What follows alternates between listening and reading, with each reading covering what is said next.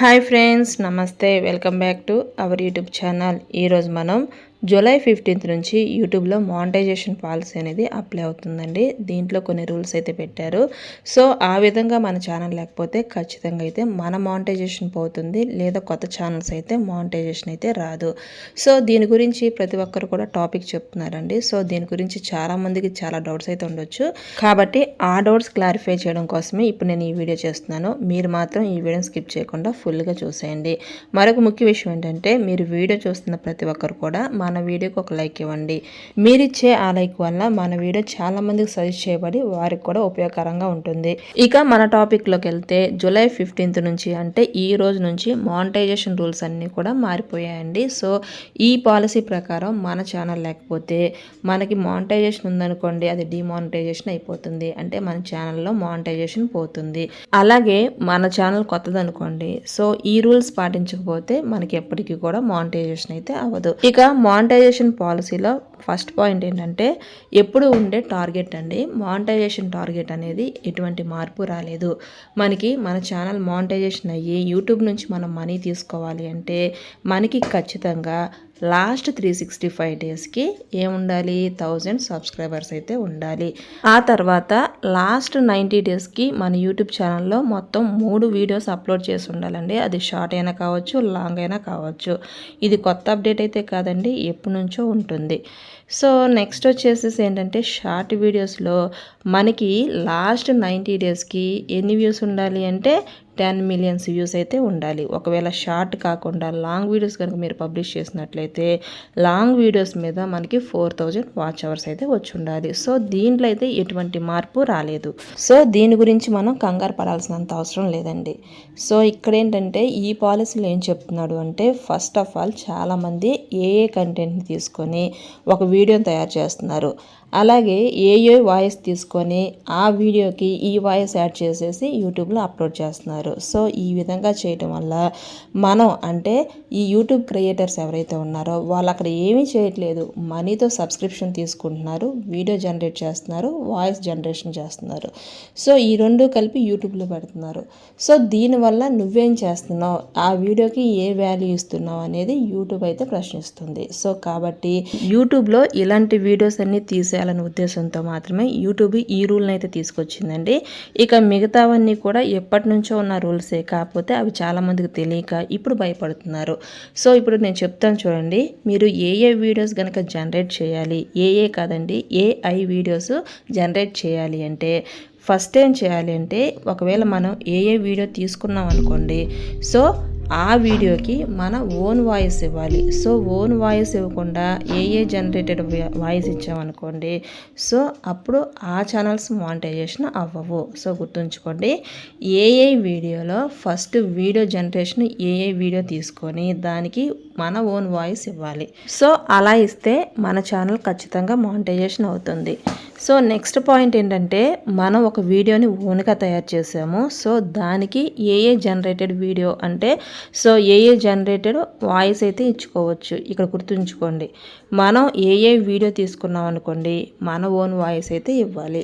ఒకవేళ వీడియోని మనం ఓన్గా తయారు చేసామనుకోండి, అక్కడ వాయిస్ ఇచ్చినా పర్లేదు. సో అంటే ఏంటంటే, ఒక వీడియోలో నువ్వేం చేస్తున్నావు, నీ వల్ల ప్రజలు ఏం నేర్చుకుంటున్నారు, సో నువ్వు చేయకుండా ఏతోనే అంతా చేయిస్తే నేను నీకు మనీ ఎందుకు ఇవ్వాలని యూట్యూబ్ అయితే ప్రశ్నిస్తుంది. కాబట్టి మీరు చేసే ప్రతి వీడియోలను కూడా మీ ఎఫర్ట్స్ అయితే కొంతైనా ఉండాలి. మీ నుంచి ప్రజలు ఏదో ఒకటి నేర్చుకునే విధంగా అయితే ఉండాలి. సో ఇది ఫస్ట్ పాయింట్.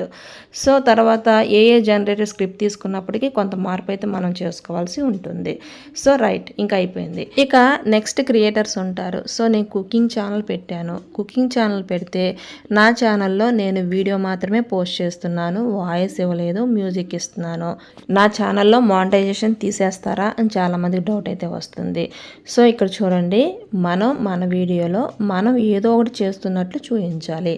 ఫర్ ఎగ్జాంపుల్, మీరు కుకింగ్ ఛానల్ రన్ చేస్తున్నారనుకోండి, దాంట్లో కుక్ చేస్తున్నట్లు ఏదో ఒక వీడియో మీరు చేస్తున్నట్లు చూపిస్తారు. మీ హ్యాండ్స్ కనిపిస్తాయి, మీరు ఆ వంట చేస్తున్నట్లు ఆ విజువల్స్ కనిపిస్తాయి. కాబట్టి అది కాపీరైటెడ్ కంటెంట్ కాదు, మీ ఓన్ కంటెంట్గా ట్రీట్ చేస్తుంది యూట్యూబ్. కాబట్టి ఇలాంటి ఛానల్స్కి ఖచ్చితంగా ఖచ్చితంగా మానిటైజేషన్ అయితే అవుతుంది. సో ఇక్కడ చూడండి, వీడియో మనం చేసింది అయి ఉండాలి. వేరొకరు చేసిన వీడియోని మనం తీసుకొని వాళ్ళ ఛానల్లోనూ అదే వీడియో, మన ఛానల్లోనూ అదే వీడియో ఉంటే మాత్రం ఖచ్చితంగా మానిటైజేషన్ అయితే అవ్వదు.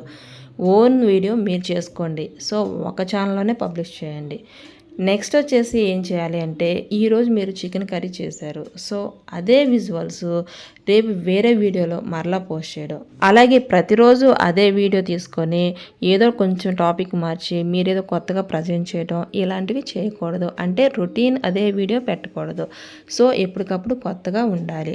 అలాగే మీరు చేసే వంటకాలు ఆ స్టైలు మొత్తం కూడా రోజు కూడా కొంచెం డిఫరెంట్గా పెట్టండి. అంటే ఇక్కడ యూట్యూబ్ ఏం చూస్తుందంటే మీరు పెట్టే వీడియో యొక్క వాల్యూ చూస్తుంది. సో వాల్యూ యాడెడ్ కంటెంటా కాదని చూస్తుంది. కాబట్టి రోజు అదే స్టైల్లో ఉందనుకోండి, ఇది రిపీటెడ్ కంటెంట్ కింద తీసుకొని మీకు మానిటైజేషన్ అయితే ఇవ్వదు. కాబట్టి ఇక్కడ గుర్తుంచుకోండి. సో వంటకాల ఛానల్కి వాయిస్ అవసరం లేదు, కానీ విజువల్స్ అనేవి ఎప్పటికప్పుడు చేంజ్ చేస్తూ కొత్తగా ప్రజెంట్ చేయండి. అలాగే ఒకసారి చేసిన కుకింగ్ వీడియోని మళ్ళీ మళ్ళీ దాంట్లో ప్రజెంట్ చేయకండి. సో నెక్స్ట్ వచ్చేసి మీరు చేసేది ఏదైనా కానీ ఆ హ్యాండ్ మూమెంట్ అది కొంచెం చూపిస్తూ చేయండి. సో దీనికి ఫేస్ అయితే అవసరం లేదు, వాయిస్ ఇవ్వకపోయినా పర్లేదు, మానిటైజేషన్ అయితే అవుతుంది. సో అలాంటి ఛానల్ వారికి ఎటువంటి ప్రాబ్లం అయితే ఉండదు.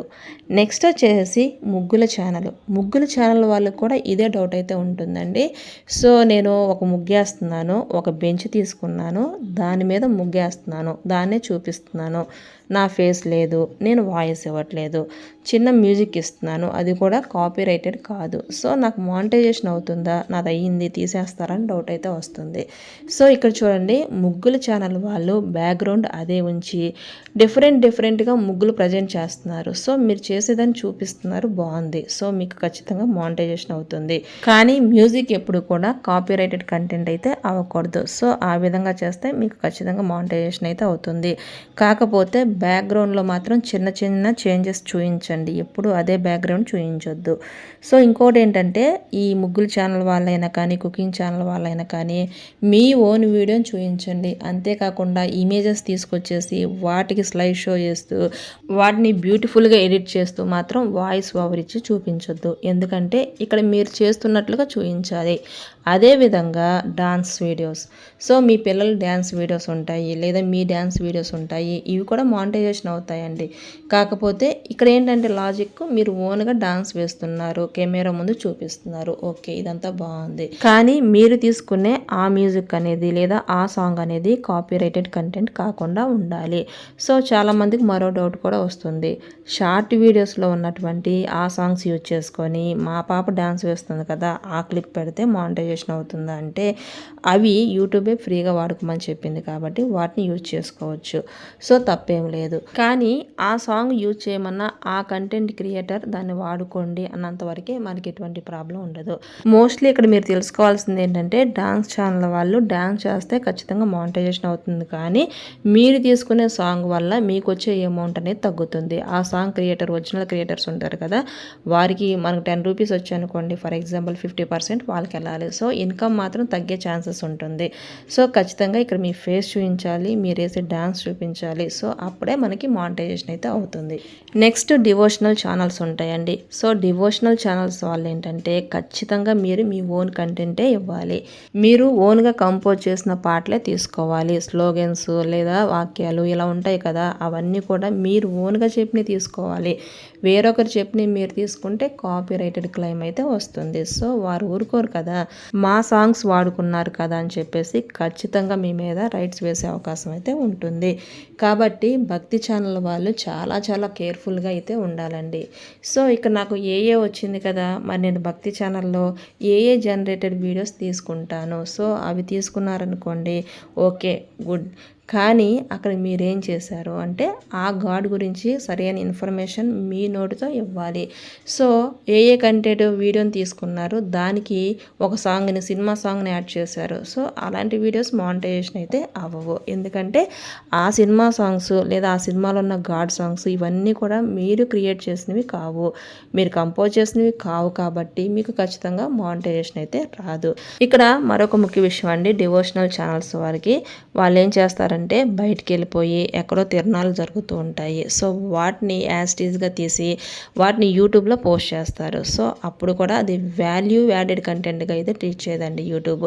కాబట్టి మీరు ఒకవేళ అలాంటి తిరణాలకు వెళ్ళినా లేదంటే ఏదైనా జాతరలు జరుగుతాయి వాటికి వెళ్ళినా దాన్ని కొంచెం చూపిస్తూ తర్వాత మీ ఫేస్ కానీ మీ వాయిస్ కానీ ఇస్తూ దాని గురించి ఎక్స్ప్లెయిన్ చేస్తూ అయితే చూపించాలి. సో అలాంటి సిచ్యువేషన్లోనే మానిటైజేషన్ అవుతుంది. కానీ వీరు మాత్రం చాలా కేర్ఫుల్గా అయితే ఛానల్ రన్ చేయాలండి.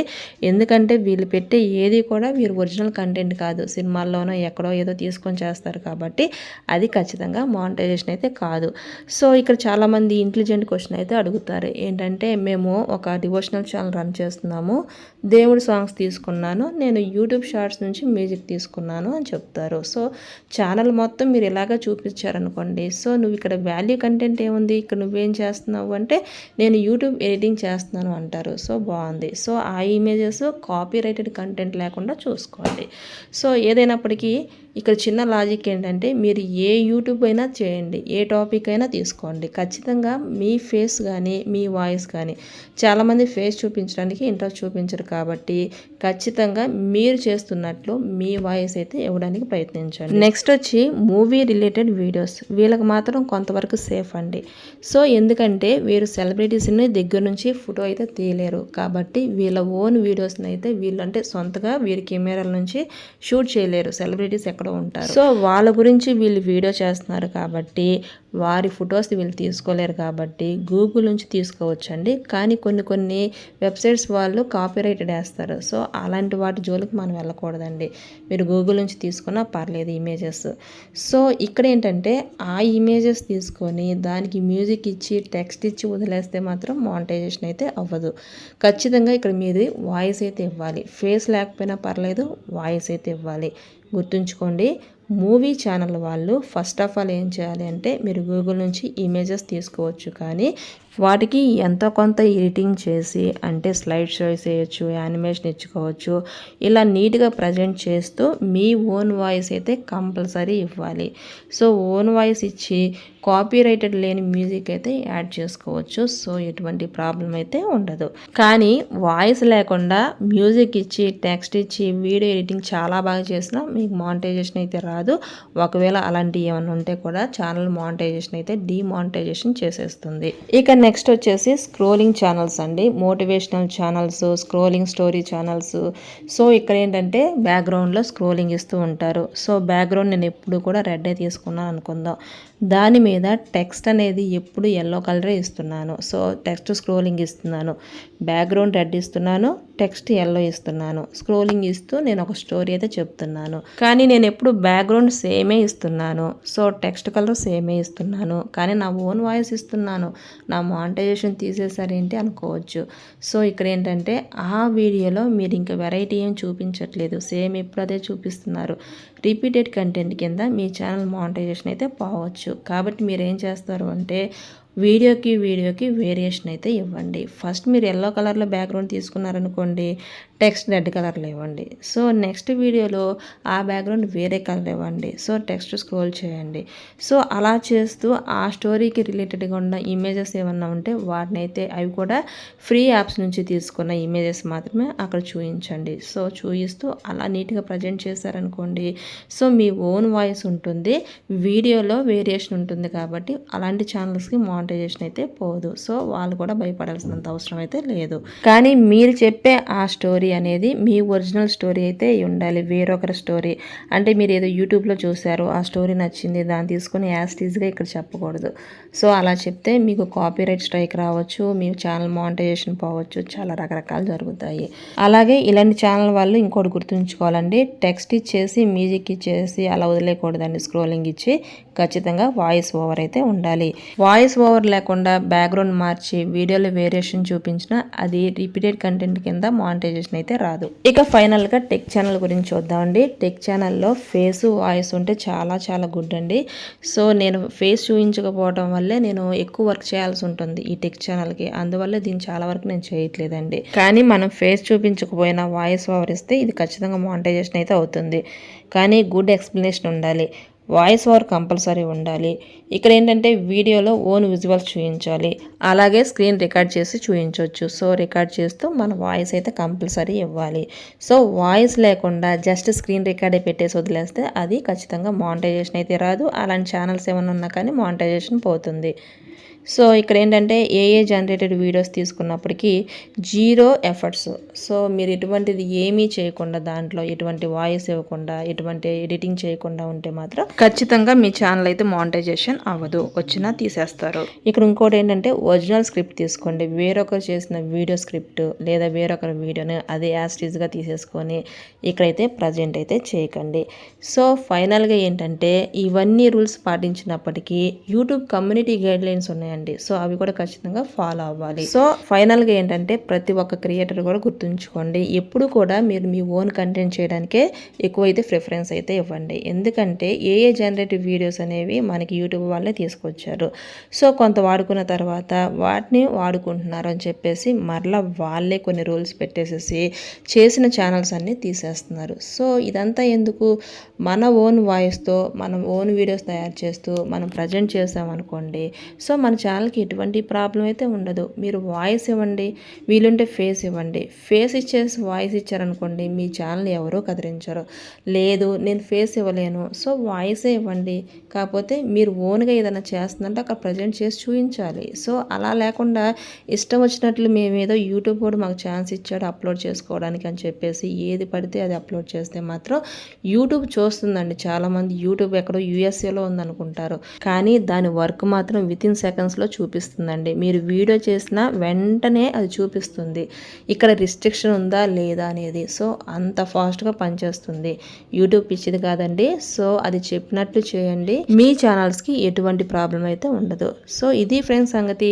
నేను ఇచ్చిన ఇన్ఫర్మేషన్లో మీకు ఏదైనా డౌట్ ఉంటే నన్ను కామెంట్ రూపంలో అడగండి. సో నేనైతే ఖచ్చితంగా రిప్లై అయితే ఇస్తాను.